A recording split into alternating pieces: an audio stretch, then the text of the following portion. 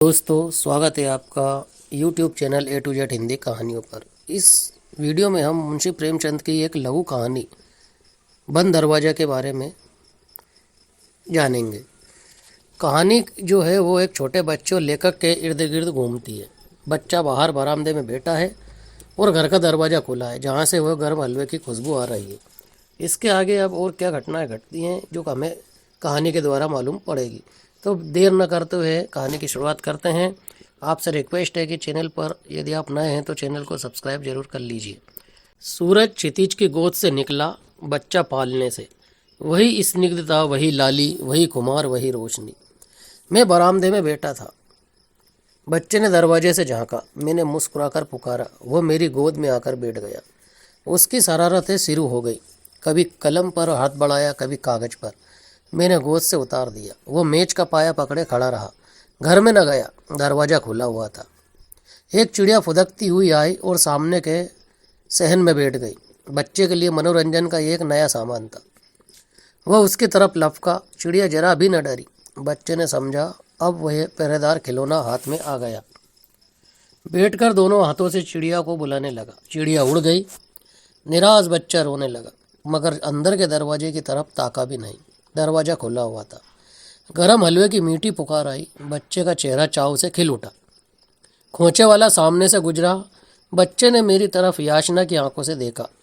जो जो खोंचे वाला दूर होता गया, याचना की आंखें रोष में परिवर्तित होती गई, यहाँ तक कि जब मोड़ आ गया और खोंचे वाला आंख से ओझल हो गया तो रोष ने पुरजोर फरियाद की सूरत अख्तियार की। मगर मैं बाजार की चीज़ें बच्चों को नहीं खाने देता। बच्चे की फरियाद ने मुझ पर कोई असर न किया। मैं आगे की बात सोचकर और भी तन गया। कह नहीं सकता बच्चे ने अपनी माँ की अदालत में अपील करने की ज़रूरत समझी या नहीं। आम तौर पर बच्चे ऐसी हालातों में माँ से अपील करते हैं। शायद उसने कुछ देर के लिए अपील मुलतवी कर दी हो। उसने दरवाजे की तरफ रुख न किया। दरवाज़ा खुला हुआ था। मैंने आंसू पोंछने के ख्याल से अपना फाउंटेन पेन उसके हाथ में रख दिया। बच्चे को जैसे सारे जमाने की दौलत मिल गई। उसकी सारी इंद्रियां इस नई समस्या को हल करने में लग गई। एकाएक दरवाज़ा हवा से खुद ब खुद बंद हो गया। पट की आवाज़ बच्चे के कानों में आई।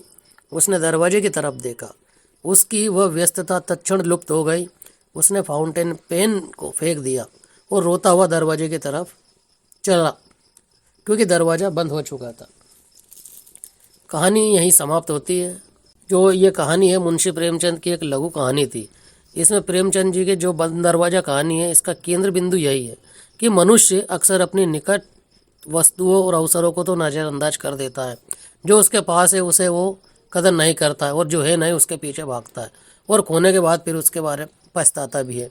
इस छोटी लघु कहानी में यही शिक्षा मुंशी प्रेमचंद ने दी है। यदि कहानी आपको पसंद आए तो लाइक कीजिए और शेयर कीजिए। इसी प्रकार की अन्य कहानियाँ देखने के लिए हमारे चैनल को सब्सक्राइब जरूर कर लीजिए। धन्यवाद।